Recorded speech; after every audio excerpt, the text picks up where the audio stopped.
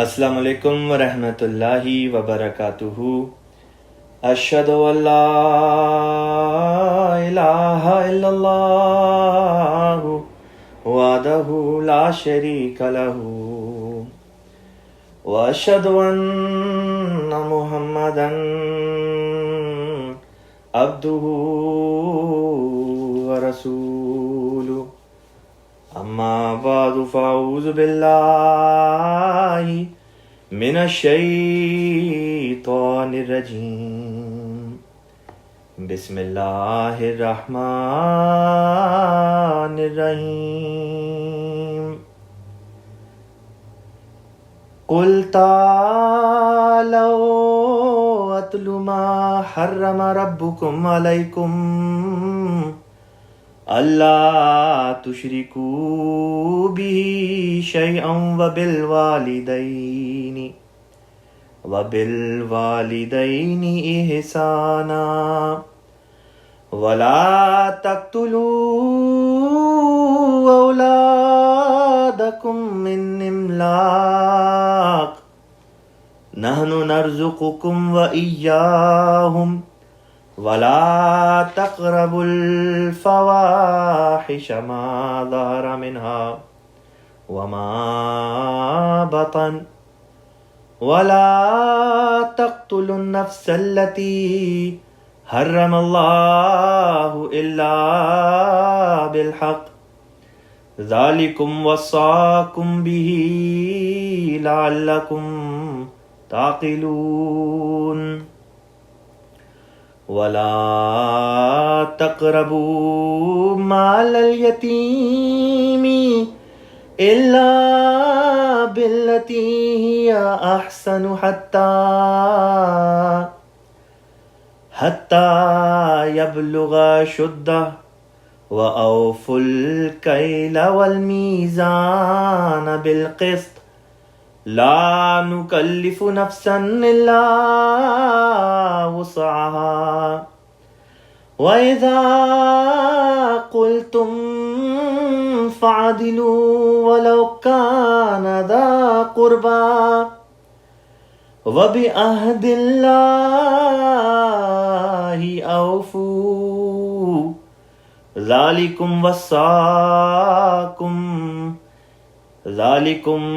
وصاكم به لعلكم تذكرون وأن هذا صراطي مستقيما فاتبعوه ولا تتبعوا السبل فتفرق بكم عن سبيله ذلكم وصاكم به لعلكم تتقون ثم آتينا موسى الكتاب تماما على الذي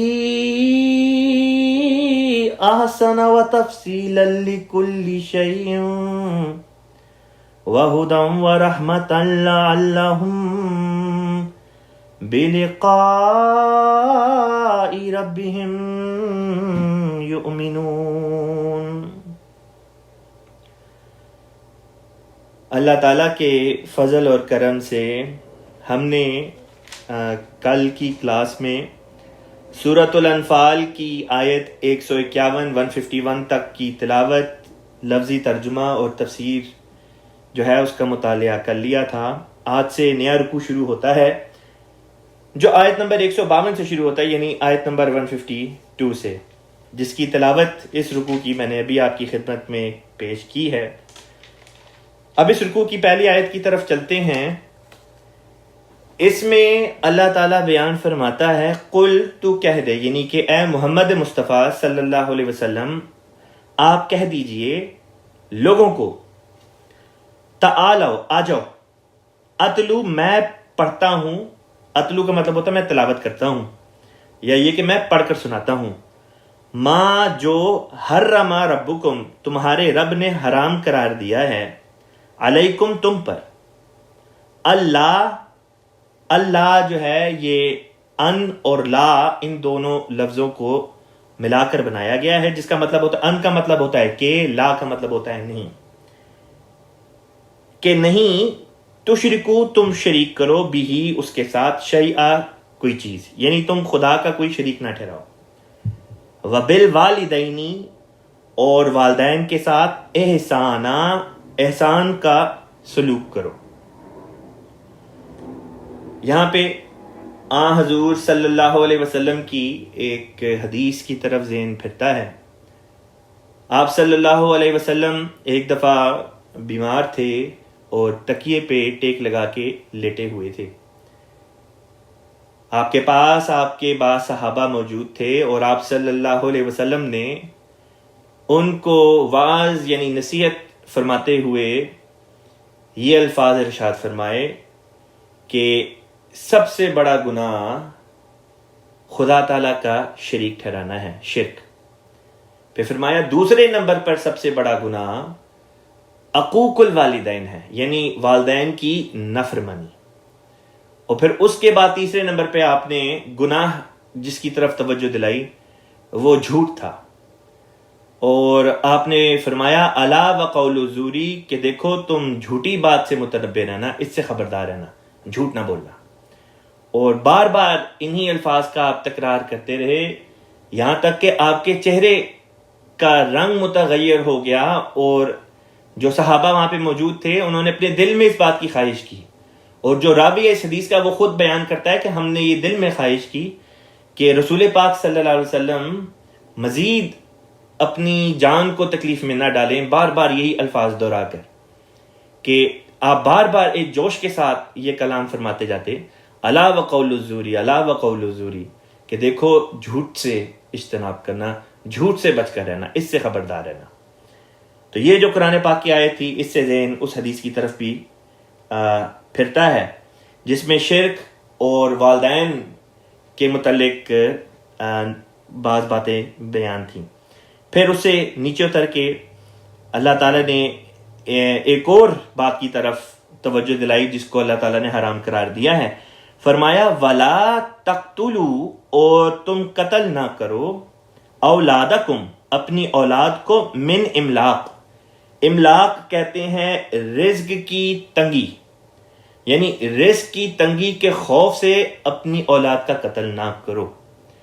یہاں پہ قتل اور اولاد سے مراد دو قسم کے قتل مراد ہیں۔ ایک تو قتل اولاد سے مراد یہاں پہ یہ مراد دی جاتی ہے کہ بعض لوگ ہوتے ہیں جو فیملی پلاننگ اس وجہ سے کرتے ہیں، یہ سوچ کے کہ ہم غریب ہیں یا ان بچوں کے لیے اگر اور بچے ہو جاتے ہیں تو ہم ان کے لیے کہاں سے رزق لے کر آئیں گے، لہٰذا اس خوف سے، اس ڈر سے وہ فیملی پلاننگ کرتے ہیں۔ اسلام میں رزق کی تنگی یا رزق کے خوف کی وجہ سے فیملی کی پلاننگ کرنے کی اجازت نہیں۔ فیملی پلاننگ کے لیے اور کئی وجوہات ہیں جن کو اللہ تعالیٰ نے جائز قرار دیا، رسول پاک صلی اللہ علیہ وسلم نے جائز قرار دیا، فقہ شریعت ان کو جائز قرار دیتی ہے، لیکن یہ ایک ایسی وجہ جس کو اللہ تعالیٰ نے جائز قرار نہیں دیا، یعنی کہ جو تنگی رزق کا خوف ہوتا ہے۔ ایک تو یہ مراد ہے قتل اولاد سے، دوسرا ایک یہ بھی مراد ہوتی ہے کہ بعض دفعہ بعض غربا جب ان کے ہاں اولاد ہوتی ہے تو وہ بچوں کو قتل کر دیتے ہیں، یہ سوچ کے کہ اب بچہ تو ہو گیا ہے، اس کو کھلا نہیں سکتے۔ تو کئی دفعہ اس قسم کے ہولناک واقعات منظر عام پر آتے ہیں جہاں پہ بعض غریب والدین اپنے بچوں کا قتل کر دیتے ہیں، بعض دفعہ خود بھی خودکشی کر لیتے ہیں کہ کھلائیں گے کہاں سے، اور اس قسم کے واقعات آئے گئے دن ہوتے رہتے ہیں، خاص طور پہ ان ممالک میں جو ابھی ڈیولپ ہو رہے ہیں، یعنی تھرڈ ورلڈ کنٹریز میں تو کچھ زیادہ ہیں، لیکن بعض دفعہ ان ممالک میں بھی جو اپنے آپ کو ترقی یافتہ بتاتے ہیں ان میں بھی اس قسم کے کیسز جو ہیں وہ سامنے وقتاً فوقتاً آتے رہتے ہیں۔ تو اللہ تعالیٰ نے فرمایا کہ دیکھو قتل اولاد تنگی رزق کی وجہ سے نہ کرنا۔ فرمایا نحنو نرزقکم، نحنو ہم ہیں، نرزقو ہم رزق دیتے ہیں، کم تم کو، وَإِيَّاهُمْ اور انہیں بھی، یعنی اللہ تعالیٰ کی ہستی ہے جو تمہیں بھی رزق فراہم کرتی ہے اور تمہارے بچوں کو بھی، پس تم جو اپنے لیے رزق حاصل کرتے ہو وہ بھی تو تمہیں در حقیقت خدا ہی کی طرف سے پہنچتا ہے، بس وہ خدا جو رزق تمہیں پہنچانے پر قادر ہے وہ تمہارے بچوں کو بھی تو پہنچانے پر قادر ہے. اس لیے اس وجہ سے فیملی پلاننگ کرنے کی، یا قتل اولاد کا تو خیر جسمانی طور پہ قتل کرنے کا تو ویسے کوئی جواز نہیں، اور یہاں پہ جو فیملی پلاننگ والا نقطہ تھا اس کا بھی اللہ تعالیٰ نے اس رنگ میں اس کو نگیٹ کر دیا، رد کر دیا کہ دیکھو رزق کے خوف کی وجہ سے فیملی پلاننگ نہیں کرنی. پھر فرمایا ولا تقربوا الفواحش، ولا تقربوا اور قریب نہ جانا. کس چیز کے قریب نہ جانا؟ فرمایا الفواحش. فواحش فاحش کی جمع ہے یا فحش کی جمع ہے، اور مراد ہوتی ہے بے حیائی، یعنی بے حیائیوں کے قریب نہ جانا. اب بے حیائیوں کہہ کے یہ بھی بتا دیا کہ بے حیائی بھی ایک قسم کی نہیں ہوا کرتی، اس کی بھی کئی اقسام ہوا کرتی ہیں. لہذا فرمایا ما ظہر منہا، جو اس میں سے ظاہر ہے، یعنی ایسی فحشی جو ظاہر ہو، وما بطن اور وہ جو چھپی ہوئی ہو. اب سوال پیدا ہوتا تھا کہ یہ ظاہری فاحشی کیا ہے اور فحشی کیا ہے، اور چھپی ہوئی فحشی کیا ہے. تو ظاہر الفواحش سے ایک مراد تو یہ لی جائے گی کہ کھلم کھلا زنا، وہ لوگ جو زنا کی غرض سے پیشہ ورانہ عورتوں کے پاس جاتے ہیں. ایک تو ظاہر الفواحش کا یہ مطلب ہوگا. اور وما بطانہ سے مراد وہ زنا کی کیفیت ہوتی ہے جو چھپی ہوئی دوستیوں کے نتیجے میں ہوا کرتی ہے، یعنی کہ جس کو یہ ویسٹرن کانسیپٹ جو ہے مغربی ممالک میں، مشرقی ممالک میں بھی یہ ایک غلیظ اور پلید ایک کانسیپٹ پایا جاتا ہے گرل فرینڈ بوائے فرینڈ کا. تو اللہ تعالیٰ نے فرمایا کہ دیکھو ان ہر دو قسم کی فحشی سے اجتناب کرو، ان کے قریب تک بھی نہ جاؤ. یہ نہیں فرمایا کہ کرو نہیں، بلکہ فرمایا قریب بھی نہیں جانا، کرنا تو دور کی بات ہے، ان کے قریب تک نہیں جانا. حضرت خلیفۃ المسیح اول رضی اللہ تعالی عنہ نے اپنی تفسیر قرآن میں یعنی حقائق الفرقان میں انہی الفاظ کو بیان کرتے ہوئے فرمایا کہ یہاں پہ ظاہری فحشی سے مراد زنا، چوری، ڈاکہ اور گالیاں یہ گناہ ہیں، کیونکہ یہ سارے ایسے گناہ ہیں جو ظاہری طور پہ سامنے ہوتے ہیں. اور باطنی فحشی سے مراد اس قسم کے گناہ مثلا کینہ، کپٹ، بغض وغیرہ جو انسان اپنے دل میں چھپا کے رکھتا ہے. پھر آگے فرمایا ولا تقتلوا النفس التي، ولا تقتلوا اور قتل نہ کرنا، النفس جان کو، التي جسے حرم اللہ حرام قرار دے دیا ہے اللہ تعالیٰ نے، الا بالحق یعنی جس نفس کا قتل اللہ تعالیٰ نے حرام قرار دے دیا ہے اس کو قتل مت کرنا، الا بالحق مگر حق کے ساتھ. اب سوال پیدا ہوتا تھا کہ یہاں پہ ایک اور قتل کا جو ذکر کیا فوری طور پہ ظاہری اور چھپی ہوئی فواحش کے بعد، تو اس کا کیا ربط بنتا ہے، اس کا کیا جوڑ ہے؟ بات یہ ہے کہ زنا کے نتیجے میں بعض دفعہ حمل ہو جاتا ہے اور بعض بچے پیدا ہوتے ہیں. تو ان بچوں کے متعلق بھی اللہ تعالیٰ کی تعلیم یہ ہے کہ وہ بچے جو زنا کے نتیجے میں پیدا ہو جاتے ہیں اس میں ان بچوں کا تو کوئی گناہ نہیں، وہ بچے تو معصوم ہیں. اور رسول پاک صلی اللہ علیہ وسلم نے بیان فرمایا ہے کل مولود یولد علی الفطرۃ، کہ ہر بچہ جو پیدا ہوتا ہے وہ فطرت کے مطابق پیدا ہوتا ہے، فطرت پر پیدا ہوتا ہے، نیوٹرل پیدا ہوتا ہے. لہٰذا اس بچے کے اوپر کسی قسم کا کوئی الزام عائد نہیں ہو سکتا. اسی طرح پر اس بچے کے بحثیت انسان ہونے میں کسی قسم کا کوئی کمی نہیں ہو سکتی. یہ نہیں ہو سکتا کہ اس بچے کی عزت میں کوئی کمی ہو یا معاشرہ اس کو کمی کی نگاہ سے دیکھے، اس کو کم تر سمجھے یا اس کے حقوق کو کم تر سمجھا جائے، بلکہ اس بچے کے حقوق بھی پورے ہوں گے اور اس بچے کی عزت نفس بھی جو ہے وہ پامال نہیں کی جا سکتی، کیونکہ اس بچے کا تو کوئی قصور نہیں جو زنا کے نتیجے میں پیدا ہوا. وہ اللہ تعالیٰ کے بنائے ہوئے جو ایک طبی قانون ہے اس کے نتیجے میں پیدا ہوا ہے، لیکن اس بنائے ہوئے طبی قانون کے غلط استعمال کرنے والے اس بچے کے والدین تھے جو اپنے کیے کی سزا خدا سے پالیں گے، لیکن اس میں بچے کا کوئی قصور نہیں. جیسے کہ اللہ تعالیٰ بھی فرماتا ہے وَلَا تَزِرُ وَازِرَةٌ وِزْرَ أُخْرَىٰ، کہ دیکھو ایک جان کسی دوسرے جان کا بوجھ نہیں اٹھا سکتی. بس جو ناجائز بچے پیدا ہو جاتے ہیں, ناجائز سے مراد یہ کہ شادی سے باہر, اس میں ان بچوں کا کوئی قصور نہیں ہے. کئی دفعہ پاکستان وغیرہ, ہندوستان وغیرہ, اسی طرح دوسرے ممالک میں یہ چیز دیکھی جاتی ہے کہ جو بچے ناجائز طور پر پیدا ہوتے ہیں ان کو قتل کر دیا جاتا ہے بڑی بے رحمی کے ساتھ. اور یہ صرف پاکستان یا ہندوستان ہی کی کہانی نہیں, بلکہ دوسرے ممالک میں بھی یہ چیز پائی جاتی ہے. ابھی حال ہی میں اسی قسم کا ایک واقعہ عرب ممالک میں بھی پیش آیا کہ کسی عورت کا کوئی بچہ ہوا اور اس نے اس کو ایئرپورٹ پہ جاتے ہوئے ایک گاربیج ڈمپسٹر میں پھینک دیا. اس بچے کا کیا قصور تھا جس کے ساتھ اس قسم کی زیادتی کی گئی؟ بس اللہ تعالیٰ نے تو شروع سے ہی یہ بات بیان کر دی, یہ تعلیم مسلمانوں کو دے دی کہ دیکھو تم یہ گناہ نہ کرنا, گناہ پر گناہ مت کرنا. اگر ایک گناہ ہو گیا تو اس کے نتیجے میں اگلا گناہ یہ نہ کرنا کہ تم قتل اولاد کے مرتکب بن رہے ہو.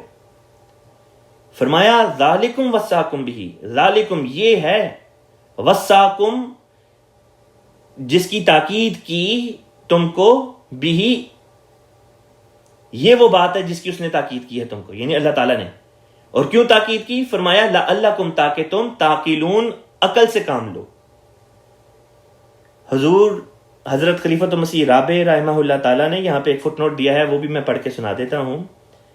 حضور فرماتے ہیں قتل اولاد اصل میں رزق کی کمی کے ڈر سے بچے پیدا نہ کرنے پر اطلاق پاتا ہے, ورنہ طبی مجبوریوں وغیرہ کی بنا پر ضبط تولید جائز ہے. ضبط تولید کا مطلب ہوتا ہے فیملی پلاننگ, کہ بعض ایسی وجوہات ہوتی ہیں جس کی وجہ سے اسلام اس بات کی اجازت دیتا ہے کہ فیملی پلاننگ کی جائے. مثلا ایک وجہ تو یہ بھی ہے کہ اگر بعض خواتین ہوتی ہیں کہ اگر ان کو حمل ہو جائے تو اس کے نتیجے میں ان کی اپنی جان کو خطرہ ہوتا ہے, یا بعض دفعہ حمل ہو بھی جائے تو حمل ایک ایسے مقام پہ پہنچ کے جان لیوا ثابت ہو سکتا ہے, یا ایسی کیفیت پیدا ہو جاتی ہے کہ جہاں پہ جا کے وہ ماں کی زندگی کو خطرے میں ڈال سکتا ہے. تو اس وجہ سے بھی جو ہے ضبط تولید جو ہے اس کی اجازت اسلام میں دی گئی. اور بھی بعض ریزنز ہیں جن کی ڈیٹیل میں اس وقت جانے کی ضرورت نہیں. اب میں مضمون کو آگے لے کے چلتا ہوں. اگلی آیت ہے, اللہ تعالیٰ فرماتا ہے ولا تقربوا, اور قریب بھی نہ جاؤ, مال الیتیمی, یتیم کے مال کے پاس. یعنی کہ اور یتامہ جو ہوتے ہیں, یتیم سے مراد وہ بچے جن کے ماں باپ نہیں ہوتے, آرفنز ہم انگریزی میں کہتے ہیں, کہ یتیم جو ہیں, یتامہ جو ہیں, ان کے مال کے قریب نہ جاؤ, الا باللتی, الا سوائے اس طرح, باللتی ہی آسن, مگر اس طرح پہ کہ جو آسن طریق ہے. اب سوال پیدا ہوتا تھا کہ یہ آسن طریق کیا ہے, اس کی طرف بھی ابھی میں کھول کے مضمون کو بیان کروں گا. ساتھ میں یہ اللہ تعالیٰ نے شرط لگا دی, حتیٰ یہاں تک کہ یبلغا اشدہ, حتیٰ یہاں تک کہ یبلغا وہ پہنچ جائے, اشدہ اپنی اشد کو. اب یہ اس کی اشد کیا ہے؟ اشد کہتے ہیں بلغت کی عمر, سمجھ کی عمر, بلغت کی عمر. اب اس مضمون کو تھوڑا کھولتے ہیں. اللہ تعالیٰ نے پہلی بات یہ بیان فرمائی کہ دیکھو یتامہ کا مال نہیں کھانا, یتامہ کا مال جو ہے اس پہ تمہارا حق نہیں.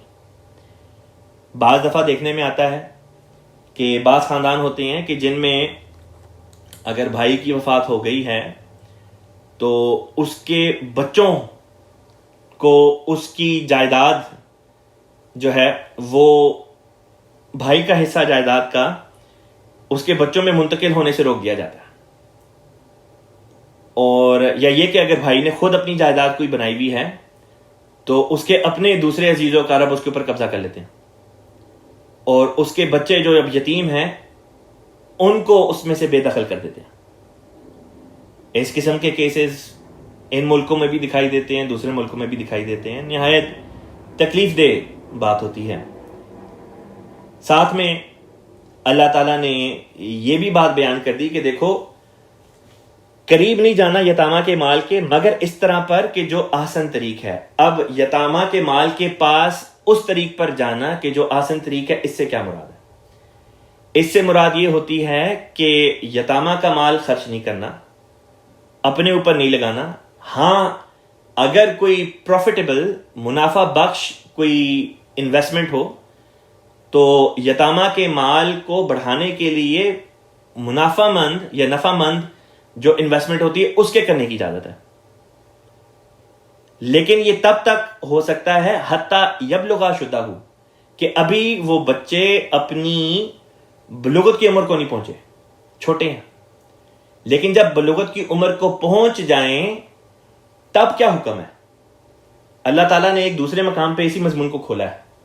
اللہ تعالیٰ فرماتا ہے کہ دیکھو جب یتامہ کے مال، یتامہ اور ان کا مال تمہارے زیر ہو، تمہارے ماتحت ہو، تو یتامہ کی ٹریننگ بھی کرتے رہو. ان کی ٹریننگ کرو، ان کو سکھاؤ، ان کو سکلز سکھاؤ اور ان کا امتحان بھی لیتے رہو یہاں تک کہ وہ اپنی بلوغت کو پہنچ جائیں، سمجھدار ہو جائیں. جب وہ ہو جائے تو ان کا مال ان کے سپورٹ کر دو. بعض لوگ یہ کہتے ہیں کہ بچے جو ہیں وہ بڑے تو ہو گئے ہیں لیکن سمجھدار نہیں ہیں، اس لیے ہم ان کا مال ان کو نہیں دیں گے. اس بات کا اختیار جو کافل ہے، کافل کا مطلب ہوتا ہے کفالت کرنے والا، اس کو اس بات کا اختیار نہیں دیا گیا کہ جب بچہ اپنی بلوغت کو پہنچ جائے، چاہے وہ سمجھدار ہے یا نہیں ہے، اگر وہ اپنی جائیداد کا مطالبہ کرتا ہے تو پھر تمہیں کوئی اختیار نہیں دیا گیا کہ تم اس کی جائیداد کو اس کی طرف واپس نہ لوٹاؤ. پھر لازمی یہی فتویٰ دیا جاتا ہے کہ اس بچے کی جائیداد جب وہ بلوغت کو پہنچ جائے، اگر وہ سمجھدار ہے بہت اچھی بات، اگر سمجھدار نہیں ہے پھر بھی اگر وہ کہتا ہے کہ میری جائیداد میری طرف لوٹا دی جائے، تو جو کافل الیتیم ہے، یتیم کی کفالت کرنے والا، گارڈین جو ہے، اس کے پاس یہ اختیار نہیں کہ وہ اس جائیداد کو اس یتیم کی طرف واپس نہ لوٹائے. اگر وہ روکتا ہے تو پھر جو نظام جماعت ہے وہ اس کے خلاف حرکت میں آئے گا اور پھر اس یتیم کا جو حق ہے وہ اس کو دلا کے رہے گا. آگے چلتے ہیں. فرمایا وَأَوْفُوا، اور پورا کیا کرو، پورا کرو. الکیلا، کیل کہتے ہیں ماپنے کو، والمیزان، میزان کہتے ہیں تول کو، ماپ اور تول، بالقسط، انصاف کے ساتھ. اب یہاں اس آیت کے پہلے فقرے میں ان لوگوں کا ذکر تھا کہ جو یتیم ہوں اور عقل یہ سمجھ بوجھ نہ رکھتے ہوں اور ابھی اپنی بلوغت کی عمر کو نہ پہنچے ہوں، یعنی خود اپنے مال کی حفاظت نہ کر سکتے ہوں، ان کے بارے میں تعلیم بیان کی تھی. پھر بعض ایسے بھی لوگ ہوتے ہیں جو اپنی مال کی، یا یہ کہنا چاہیے کہ جو بظاہر بے شک جو اپنی مال کی حفاظت بے شک نہ کر پاتے ہوں لیکن ہوں بالغ، یا یہ کہ مال کی حفاظت کر بھی سکتے ہوں پھر بھی، یعنی کہ عام جو عوام الناس ہوتی ہے ان سے جب تمہارا لین دین ہو تو اس میں دھوکہ نہیں دینا، ماپ اور تول انصاف کے ساتھ پورا کرنا ہے. یہ دوسری کیٹیگری بیان کر دی. پھر آگے فرمایا لا نکلف نفسا الا وسعها. لا نکلف، لا نہیں، نکلف ہم تکلیف دیتے یا مکلف کرتے، ہم نہیں ڈالتے، نفسا کسی جان پر، الا وسعها، الا مگر، وسعها جو اس کی وسعت ہے. مراد یہ کہ ہم ہر جان پر اس کی وسعت سے بڑھ کر ذمہ داری نہیں ڈالتے. اب یہاں پہ حضرت خلیفۃ المسیح رابع رحمہ اللہ تعالیٰ نے ایک لطیف نقطہ بیان کیا. آپ بیان کرتے ہیں کہ اللہ تعالیٰ نے یہ نہیں فرمایا کہ ہم کسی جان پر اس کی طاقت سے بڑھ کر کوئی چیز نہیں ڈالتے، فرمایا ہم اس کی وسعت سے بڑھ کے کوئی چیز اس کے اوپر نہیں ڈالتے. وسعت اور طاقت میں فرق ہے. وسعت کہتے ہیں صلاحیت کو، مثلا انسان کے اندر یہ صلاحیت ہے کہ وہ روزہ رکھے، لیکن سفر کی حالت میں یا بیماری کی حالت میں وہ طاقت نہیں رکھتا کہ روزہ رکھ سکے. گو اس کے اندر صلاحیت ہے کہ وہ عام دنوں میں، عام حالات میں وہ روزہ رکھ سکتا ہے، لیکن سفر یا بیماری کی کیفیت کی وجہ سے اس میں طاقت نہیں ہوتی کہ وہ اس صلاحیت کے باوجود روزہ رکھ سکے۔ اسی طرح نماز کے بارے میں بھی مثال دی جا سکتی ہے کہ نماز پڑھنے کی صلاحیت سب کے اندر ہے، لیکن بعض بیماری کی وجہ سے اس قابل نہیں ہو پاتے، تو طاقت ان کو نہیں ہوتی کہ وہ نماز پڑھے۔ مثلا کوئی بیماری کی شدت میں، بخار کی شدت میں یا کسی اور بیماری کی شدت میں اگر بے ہوش ہو جائے، یا بیماری کی حالت میں کوئی ہسپتال میں ہے اور ہوش کی حالت میں نہیں ہے، یا بہت ہی سیریس اس کی کنڈیشن ہے اور وہ نماز نہیں پڑھ پاتا، تو اس کی بھی یہی مثال ہے کہ صلاحیت تو نماز پڑھنے کی اس کے اندر تھی، وہ وسعت تو ہے اس کے اندر، لیکن اس وقت طاقت نہ ہونے کی وجہ سے وہ کر نہیں پاتا۔ لہذا طاقت جو ہے وہ وسعت کے بڑے دائرے کے اندر ہے، اور بعض دفعہ طاقت ہمارے ہی کسی کام کی وجہ سے یا ہمارے ہی کسی فعل کی وجہ سے کم ہو جاتی ہے۔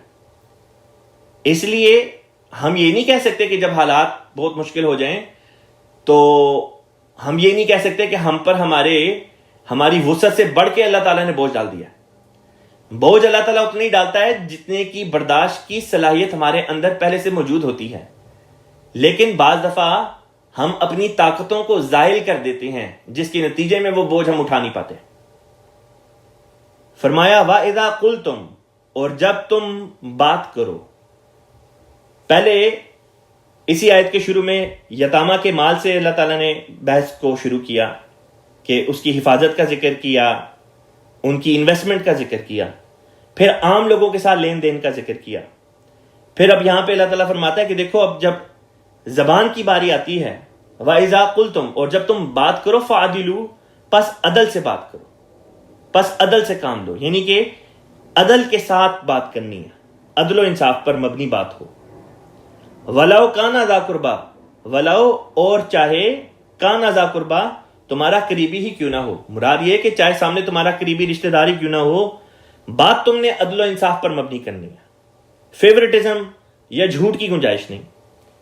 حضرت اقدس مسیح موعود علیہ الصلوۃ والسلام کے اسوے میں سے ایک واقعہ ذہن میں آتا ہے۔ حضرت مسیح موعود علیہ الصلوۃ والسلام نے ابھی کوئی دعویٰ نہیں تھا کیا، اور آپ کی جوانی کے ایام تھے، آپ کے والد بزرگوار آپ کو بعض فیملی کے جو کیسز ہوتے تھے، جو کیونکہ مسیح موعود علیہ الصلوۃ والسلام کا خاندان لینڈ لارڈز تھا، جاگیردار تھے، تو اور آپ کے خاندان کے قبضے میں یا آپ کے ملکیت میں کہا جاتا ہے کہ قادیان اور اس کے گرد و نواح کے کوئی 80-90 کے قریب گاؤں تھے جو آپ لوگوں کی ذاتی ملکیت تھے، پورے گاؤں ذاتی ملکیت میں شامل ہوا کرتے تھے، اور بعض دفعہ ان کے اوپر بعض دوسرے عزیز و اقارب قبضہ کر لیتے، بعض دوسرے لوگ قبضہ کر لیتے، تو ان کے اوپر پھر کیسز ہوتے ہیں۔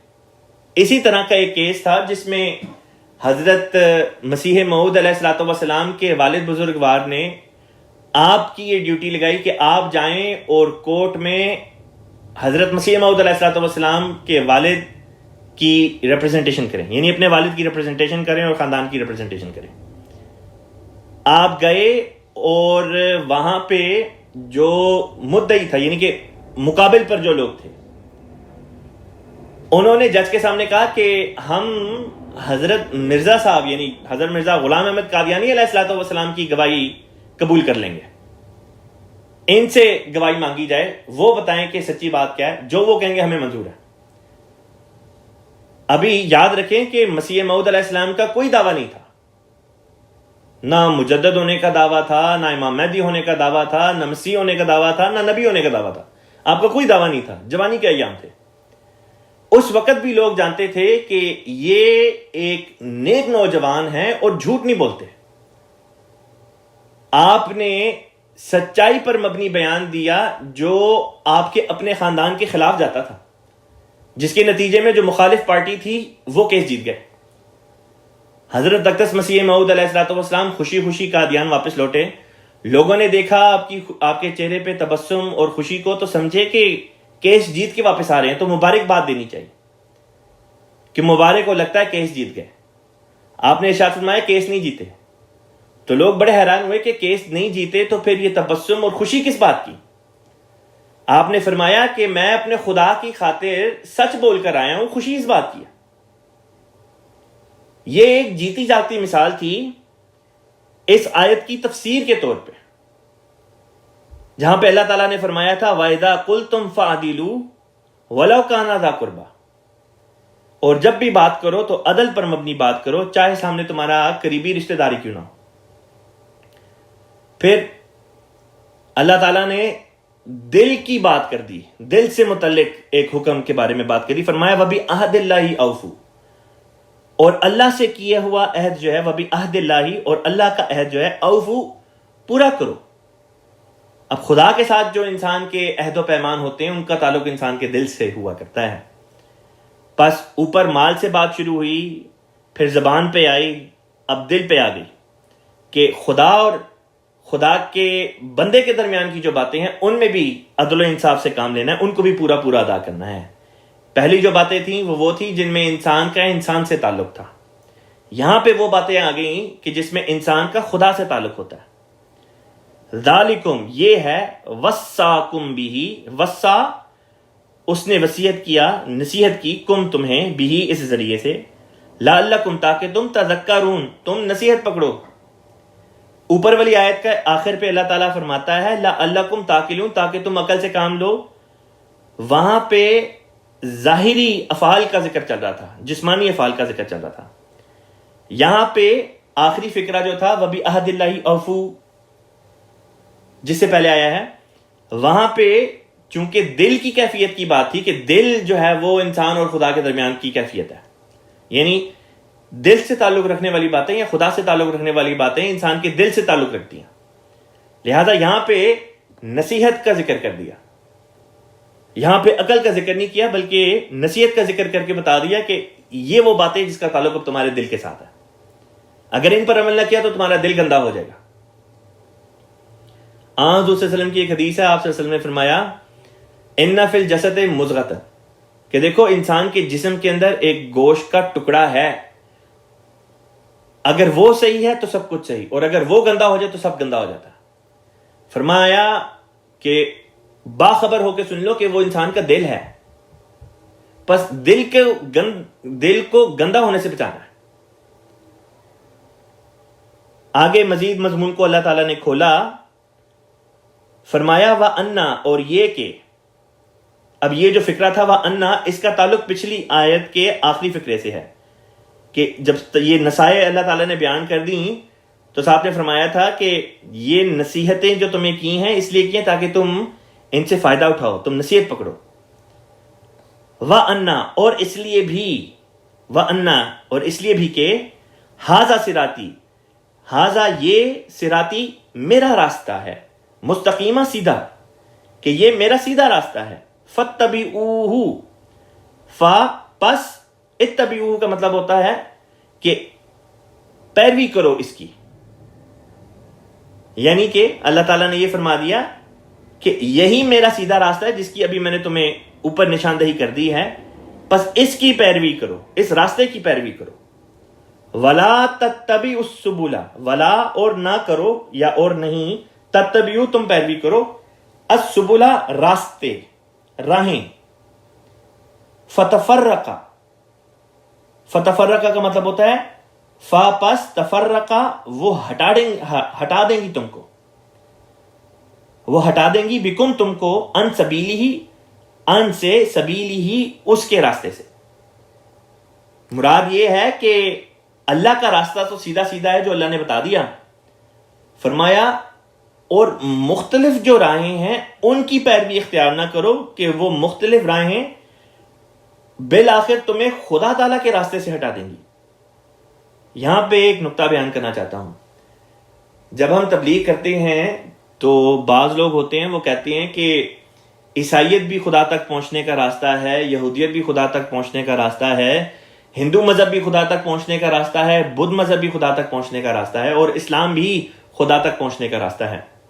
انسان جس راستے سے چاہے اللہ تعالیٰ تک پہنچ سکتا ہے. حالانکہ یہ آیت اس بات کا انکار کر رہی ہے. یہ آیت بتاتی ہے کہ خدا تک پہنچنے کا راستہ ایک ہے. پس وہ جو یہ کہتے ہیں کہ چاہے عیسائیت کے راستے سے آ جاؤ، چاہے یہودیت کے راستے سے آ جاؤ، چاہے فلاں راستے سے آ جاؤ، ان مختلف راہوں کی پیروی نہیں کرنی، اسی راہ کی پیروی کرنی ہے جس کو اللہ نے اس دور کے لیے منتخب فرما دیا. باقی تمام راہیں اللہ تعالیٰ نے بند کر دی ہیں.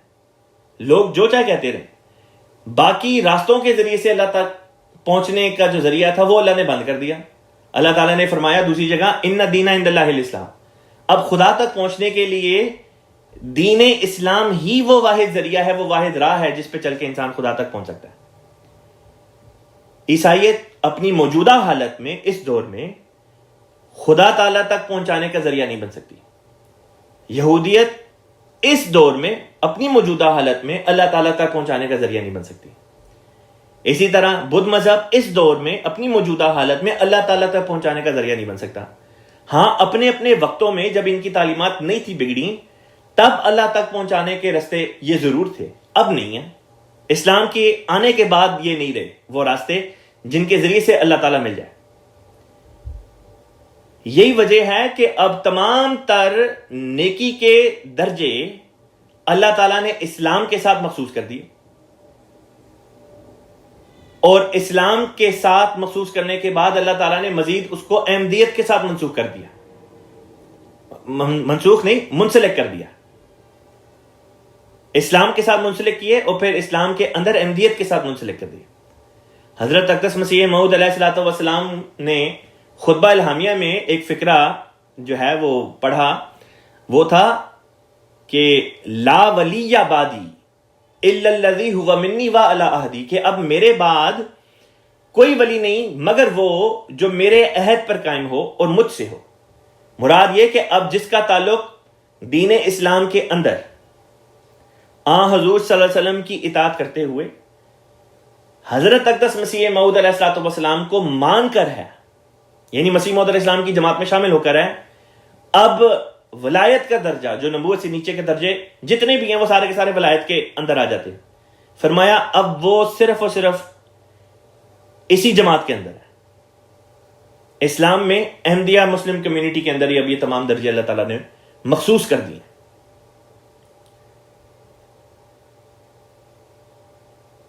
حضرت خلیفۃ المسیح اول رضی اللہ تعالی عنہ نے یہاں پہ دو اور باتیں بیان فرمائی، میں ان کا بھی ذکر جلدی سے کر دیتا ہوں. قرآن پاک کی ایک اور آیت ہے جس میں اللہ تعالیٰ بیان فرماتا ہے والذین جاہدوا فینا لنہدینہم سبلنا، کہ وہ جو ہمارے راستوں میں جد و جہد کرتا ہے ہم اس کو اپنی طرف پہنچا دیتے ہیں. لنہدینہم سبلنا، جو ہمارے متعلق جد و جہد کرتا ہے ہم اس کو اپنے راستوں پہ لگا دیتے ہیں. اب وہاں پہ اللہ تعالیٰ نے فرمایا ہمارے راستے، یعنی ڈھیر سارے راستے ہیں اللہ تک پہنچنے کے. یہاں پہ اللہ تعالیٰ فرما رہا ہے ڈھیر سارے راستوں کی پیروی نہیں کرنی، پیروی صرف اللہ تعالیٰ کے راستے کی کرنی ہے. تو خلیفہ اول رضی اللہ تعالیٰ عنہ فرماتے ہیں کہ دیکھو یہ کوئی تضاد نہیں، کوئی کانٹرڈکشن نہیں، بلکہ اصل بات یہ ہے کہ ہدایت کے راستے بھی الگ اور گمراہی کے راستے بھی الگ. بس ہدایت جب اللہ تعالیٰ نے مخصوص کر دی، اس ہدایت کے اندر پھر ڈھیر سارے راستے بنا دیے اور ان سے علاوہ جتنے راستے تھے ان کو گمراہی بتا دیا. مثلا بعض لوگوں کی ہدایت کا راستہ نماز کے ذریعے سے ہوتا ہے، بعض نماز تو پڑھتے ہیں لیکن روزہ نہیں رکھتے، لہٰذا ان کے لیے پھر روزہ ایک راستہ بن جاتا ہے خدا تک پہنچنے کا. بعض ہیں جو صرف نماز پڑھتے ہیں نوافل نہیں پڑھتے، ان کے لیے نوافل وہ ذریعہ بن جاتے ہیں خدا تعالیٰ تک پہنچنے کا. آگے چلتے ہیں، اللہ تعالیٰ بیان فرماتا ہے ذالکم، یہ ہے وصاکم بہ. وصاکم بہ کا مطلب ہوتا ہے اس نے تاکید کی تم کو اس ذریعے سے، یعنی اللہ نے تاکید کی تم کو اس ذریعے سے لعلکم تتقون، تاکہ تم تتقون، تم تقوی اختیار کرو. اس رکوع کی آخری آیت ہے، اس پہ چلتے ہیں. اللہ تعالیٰ فرماتا ہے ثم آتینا، ثم پھر آتینا دی ہم نے موسیٰ الکتابہ، موسیٰ کو کتاب. اب یہاں پہ ایک اور نقطہ تھا جو بیان کرنے سے رہ گیا، وہ بھی بیان کر دیتا ہوں. جب مختلف راہیں ہوں، مثلا بعض لوگ یہ کہتے ہیں کہ دیکھیں اسلام کے اندر مختلف فرقے ہو گئے، تو کون سا فرقہ ہے جس کے اوپر عمل کر کے ہم اللہ تعالیٰ تک پہنچے؟ وہ جو یہ کہتے ہیں اسلام میں کوئی فرقہ نہیں، وہ بھی غلط کہتے ہیں، اس لیے کیونکہ خود رسول پاک صلی اللہ علیہ وسلم نے فرما دیا تھا کہ ایک وقت آئے گا، اور قرآن کی آگے اسی سورت کی آیت نمبر 160 ہے جو اگلے صفحے پہ آ رہی ہے، اس میں اسلام کے اندر فرقوں کے پیدا ہونے کی پیشن گوئی پہلے سے تھی، اور خود رسول پاک صلی اللہ علیہ وسلم نے بھی فرمایا کہ امت محمدیہ امت موسویہ کے بالکل مشابہ ہے۔ امت موسویہ 72 فرقوں میں بٹی، امت محمدیہ 73 فرقوں میں بڑھ جائے گی۔ تو فرقہ فرقہ ہونے کی پیشن گوئی تو پہلے سے موجود تھی۔ بس وہ جو یہ سوال کرتے ہیں کہ کون سے فرقے کی جو ہے وہ پیروی کی جائے، یا یہ کہ یہ جو مختلف راستے ہیں، مختلف فرقے ہیں، ان میں سے کون ہے جو خدا تعالیٰ کے راستے کے اوپر ہے اور خدا تک پہنچ سکتا ہے؟ اس بات کا جواب اس آیت میں آ گیا جہاں سے یہ مضمون شروع ہوتا ہے۔ فرمایا ثم آتینا موسیٰ الکتاب، کہ دیکھو جب فرقہ واریت ہو جاتی ہے، مختلف راہیں بن جاتی ہیں، تب اللہ کی راہ کو معین کرنے کے لیے، اس راستے کو معین کرنے کے لیے جو صراط مستقیم ہوتا ہے، اللہ کی طرف سے خدا کا نبی آیا کرتا ہے۔ وہ نبی آتا ہے اور پھر اس کے ذریعے سے وہ راہ مقرر ہو جاتی ہے، وہ راستہ مقرر ہو جاتا ہے جو خدا کا راستہ ہے، جو خدا تک انسان کو پہنچاتا ہے۔ ٹھیک اسی طرح جس طرح یہاں پہ موسیٰ علیہ السلام کا ذکر ہے، ٹھیک اسی طرح جب مسلمان فرقہ فرقہ ہو گئے تو اللہ تعالیٰ نے مسیح موعود علیہ السلام کو اس دنیا میں بھیجا، آپ کو مبعوث فرمایا بطور نبی کے، حضور صلی اللہ علیہ وسلم کی غلامی میں،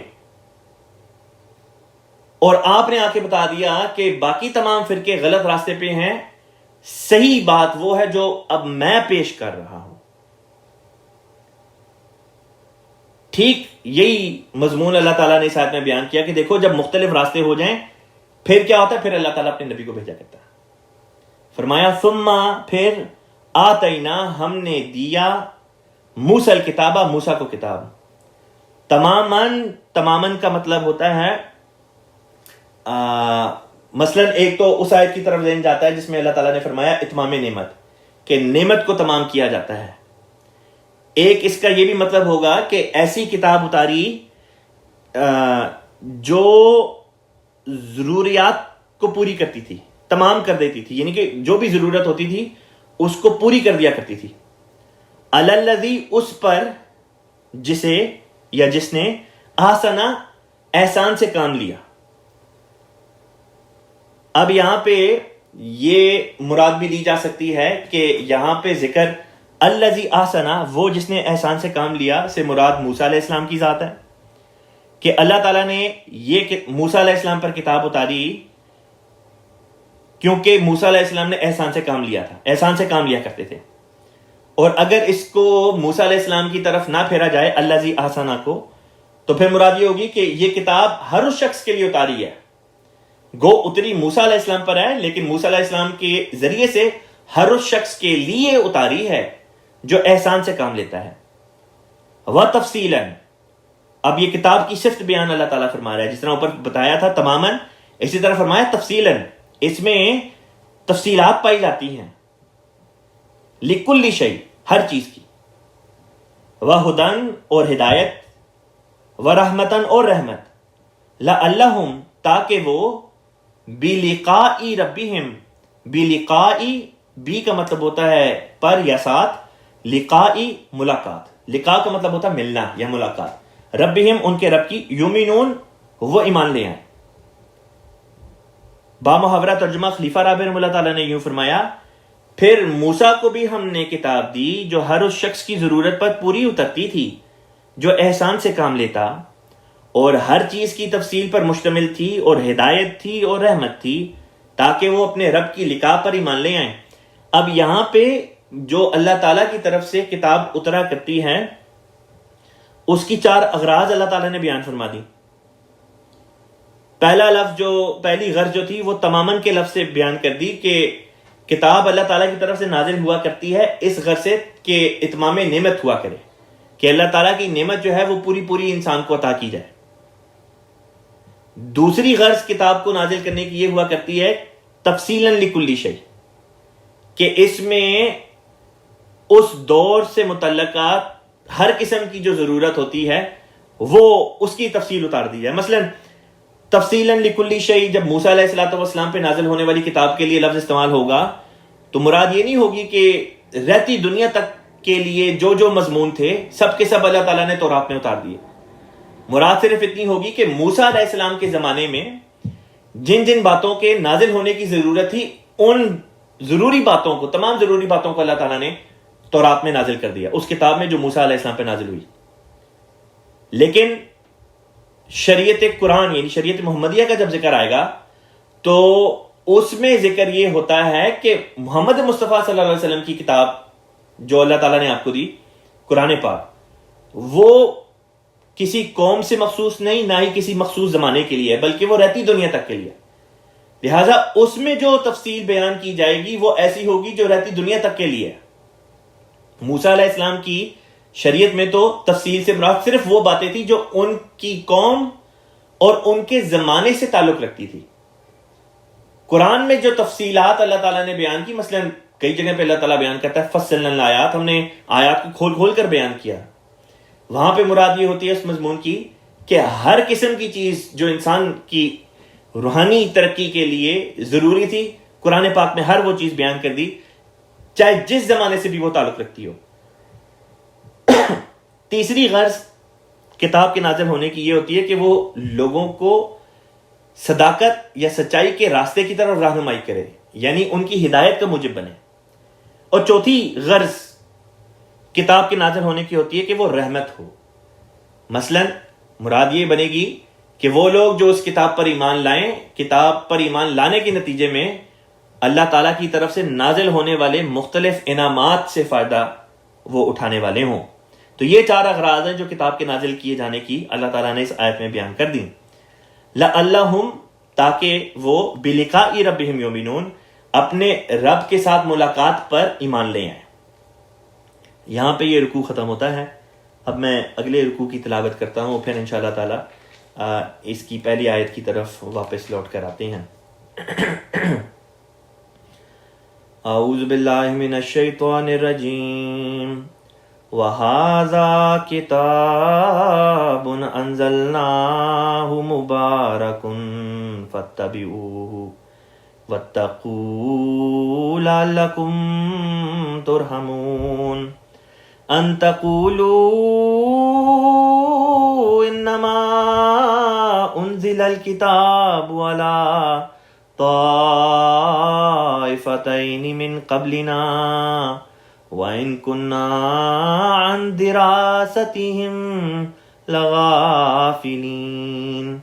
أَوْ تَقُولُوا لَوْ أَنَّا أُنزِلَ عَلَيْنَا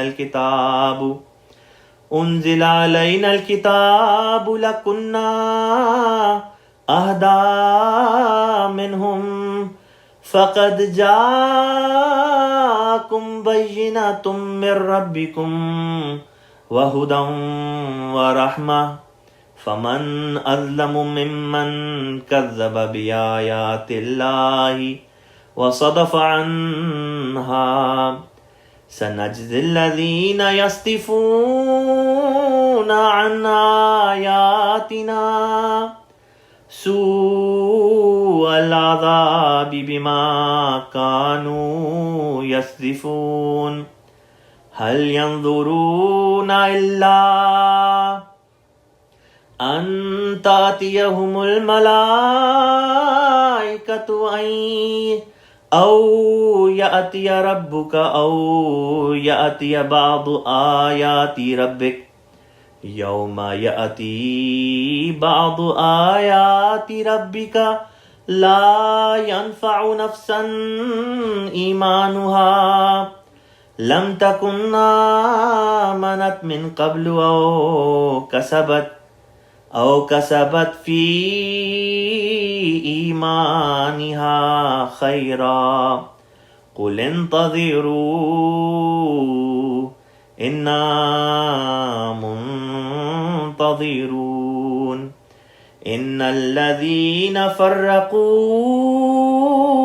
دينهم وكانوا شيعا لست منهم في شيء إنما أمرهم إلى الله ثم ينبئهم بما كانوا يفعلون من جاء بالحسنة فله عشر أمثالها ومن جاء بالسيئة فلا يجزى إلا مثلها وهم لا يظلمون قل إنني هداني ربي إلى صراط مستقيم دينا قيما ملة إبراهيم حنيفا وما كان من المشركين قل إن صلاتي ونسكي ومحياي ومماتي لله رب العالمين لا شريك له وبذلك أمرت وأنا أول المسلمين قل غير الله أبغي ربا وهو رب كل شيء ولا تكسب كل نفس إلا عليها ولا تزر وازرة وزر أخرى ثم إلى ربكم مرجعكم فينبئكم بما كنتم فيه تختلفون وهو الذي جعلكم خلائف الأرض ورفع بعضكم فوق بعض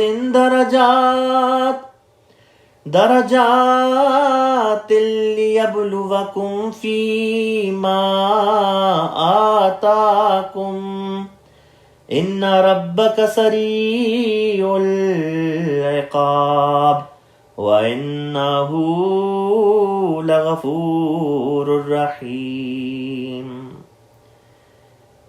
اس رکوع کی تلاوت کے ساتھ سورۃ الانعام کی مکمل جو تلاوت تھی وہ ختم ہوتی ہے۔ اب اس آخری رکوع کی جو پہلی آیت ہے اس کی طرف چلتے ہیں، آیت نمبر 156 156۔ اللہ تعالیٰ فرماتا ہے وَهَذَا، اور یہ کتاب مراد یہ ہے کہ اب قرآن کا ذکر چل رہا ہے، اب اللہ تعالیٰ اس کتاب کا ذکر کر رہا ہے جو یہ کتاب ہے، یعنی کہ جو ہمارے اس وقت سامنے موجود ہے، جو محمد مصطفیٰ صلی اللہ علیہ وسلم پہ نازل ہوئی۔ وَهَذَا کتاب، اور یہ کتاب انزلناہ، ہم نے نازل کیا ہے اس کو، مبارک، یعنی یہ برکتوں والی کتاب ہے جس کو ہم نے نازل کیا ہے۔ فَاتَّبِعُوهُ، پس پیروی کرو اس کی۔